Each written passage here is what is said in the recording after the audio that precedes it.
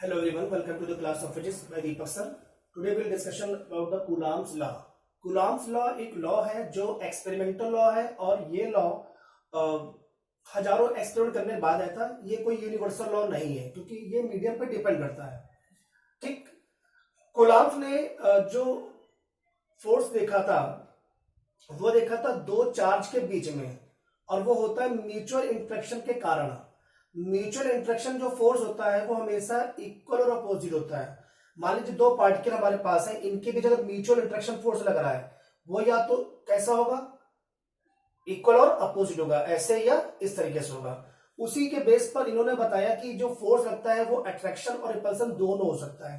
ठीक, तो इसके लिए उन्होंने दोनों चार्ज को पॉइंट चार्ज माना। पॉइंट चार्ज क्या होता है? ऐसा चार्ज जिसका साइज, ठीक, मान लीजिए दो चार्ज ये और ये, इसका साइज जो होगा वो ये जो डिस्टेंस है इससे बहुत छोटा होगा। यानी इस पॉइंट चार्ज का जो साइज है वो इस लेंथ से बहुत छोटा होगा। इसको मानते हुए कूलॉम ने कुछ एक्सपेरिमेंट किए थे। आइए देखते क्या। कूलॉम ने माना कि अगर मेरे पास दो पॉजिटिव चार्ज है, मान लीजिए एक पॉजिटिव चार्ज ये है प्लस Q1 और एक ये है। पॉजिटिव का मतलब हो गया कि दोनों चार्जों का Q2 दोनों चार्जों का साइन सेम है। मान लीजिए दोनों प्लस हो या दोनों माइनस हो। ठीक, इनके बीच जो फोर्स लगता था, और ये दोनों एक दूसरे से r डिस्टेंस पर थे, इनके बीच जो फोर्स लग रहा था वो कैसा था? रिपल्सन। ठीक, क्योंकि हमको पता है कि चार्ज जो होता है वो इलेक्ट्रिक फील्ड को क्या करता है? प्रोड्यूस करता है। ठीक, मान लीजिए ये वाला चार्ज रखा है, ये इलेक्ट्रिक फील्ड को प्रोड्यूस कर रहा है बाहर की ओर, ये वाला भी चार्ज करेगा इलेक्ट्रिक फील्ड बाहर की ओर प्रोड्यूस कर, दोनों फील्ड जो होंगे आपस में टकराएंगे तो रिपल करेगा इस तरीके से। तो जरा ध्यान दीजिएगा, इस चार्ज के कारण इस पर जो फोर्स लगा वो था force on two due to one, और इसने जो इस पर फोर्स लगाया वो था force on one due to to.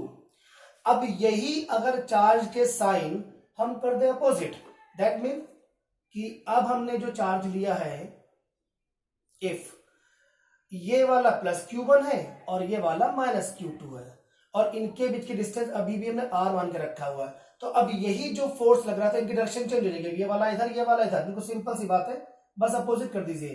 तो F21 और ये वाला हो गया F12। अच्छा, ये दोनों क्योंकि फोर्स एक वेक्टर क्वांटिटी है तो आप चाहे तो डायरेक्शन मतलब वेक्टर भी लगा सकते हैं इस तरीके से कि हाँ भाई ये वेक्टर क्वांटिटी में शो कर दी इस तरीके से। तो एक फिगर तो तुम्हारा ये हो गया, ठीक है, और एक फिगर ये हो गया।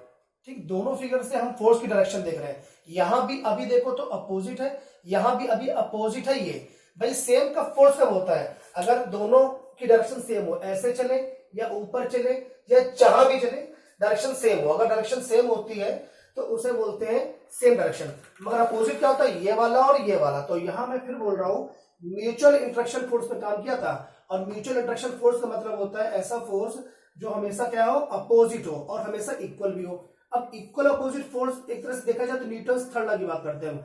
न्यूटन्स थर्ड लॉ में भी एक्शन रिएक्शन पेयर चलता था, वहां पर दो फोर्स, दो मतलब बॉडी पर फोर्स लगता था, वो भी कैसा था? होता था हमेशा इक्वल और अपोजिट। यहां भी यही चीज है। तो इस पर उन्होंने वर्किंग करी तो उन्होंने ये पाया कि ये फोर्स जो होता है वो दोनों जो चार्ज है उनके मैग्नीट्यूड, मतलब इसका 5 कूलॉम इसका 10 कूलॉम जो वैल्यू होगी उनके मैग्नीट्यूड के प्रोडक्ट के क्या होगी? प्रोपोर्शनल होगी। ठीक, और 1/r² के इनवर्सली प्रोपोर्शनल होगी।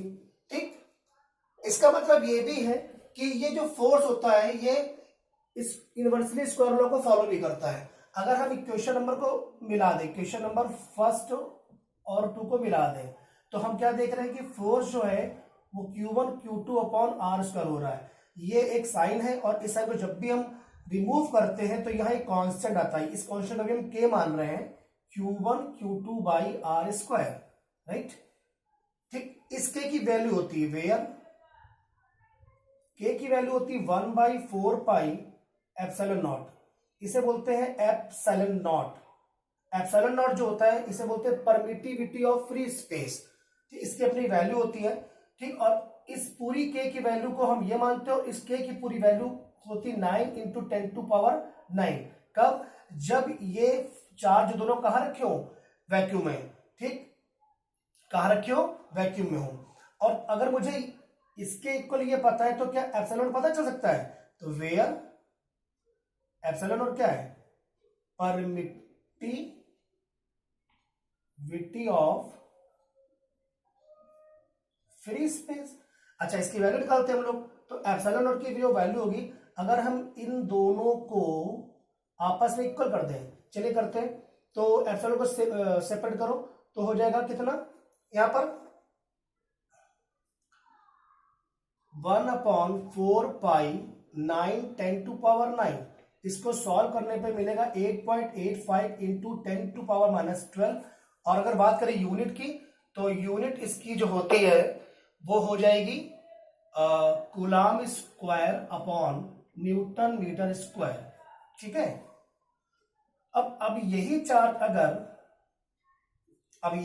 अगर वैक्यूम में ना होते, क्योंकि ये जो अभी है इस समय ये वैक्यूम में है ना, ठीक है, अगर ये वैक्यूम में ना होता, या हम ऐसा करते हैं कि हम इसकी वैल्यू पुट कर देते हैं, है ना, तो F है ना इसका टू क्या जाएगा 1/4πε0 Q1 Q2/r², है ना, ये कहां पर है, इन वैक्यूम। ठीक, अब अगर कोई मीडियम होता है ना, तब क्या होता है, if charge placed at medium of dielectric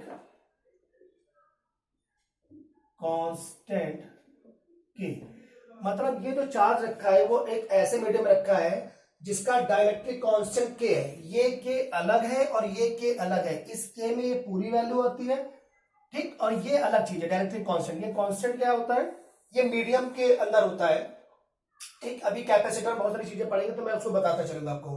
वैसे बताते डाइलेक्ट्रिक होते क्या है, ऐसे जितने भी सब्सटेंस जिनके इलेक्ट्रॉन न्यूक्लियस से टाइटली बाउंड होते हैं, मतलब इनके इलेक्ट्रॉन घूमते नहीं है तेजी से, न्यूक्लियस से अगर बाउंड है अच्छे से, तो उन्हें बोलते हैं डाइलेक्ट्रिक सब्सटेंस।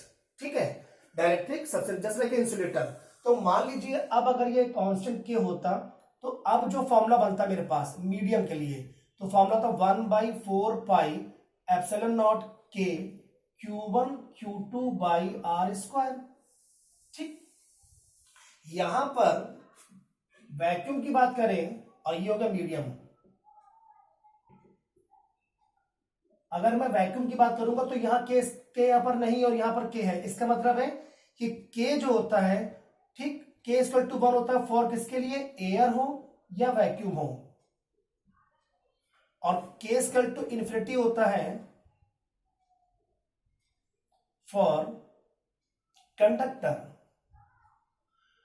के की वैल्यू हमेशा 1 से ज्यादा हो और इन्फिनिटी से कम हो तो वो होता है इंसुलेटर। ये सब छोटी छोटी चीजें काम आती हैं। ये हमारे पास के की बात आ गई इस तरीके से। ठीक, तो हुआ क्या था कि दो चार्ज के बीच एक फोर्स लगता है, वो फोर्स होता है एक्शन रिएक्शन पेयर। तो उस हिसाब से तो हम ये मान लें कि अगर मेरे पास दो चार्ज ये हो और ये हो और कुछ डिस्टेंस पर रखे हो, तो इनके बीच फोर्स ऐसे भी तो लग सकता था, इस डायरेक्शन में भी तो एक्शन रिएक्शन है, एक ऊपर एक नीचे, मगर जब ऐसे देखा तो काम नहीं चला। तो कूलॉम्स लॉ ने लास्ट में एक लाइन जोड़ दी, वो लाइन थी आपकी क्या, कि this force act along the line joining. ये बहुत इंपॉर्टेंट पार्ट है, मतलब ये फोर्स वही लगता है, ठीक, दो चार्जों को मिलाने वाली लाइन पर ही मिलेगा, अदरवाइज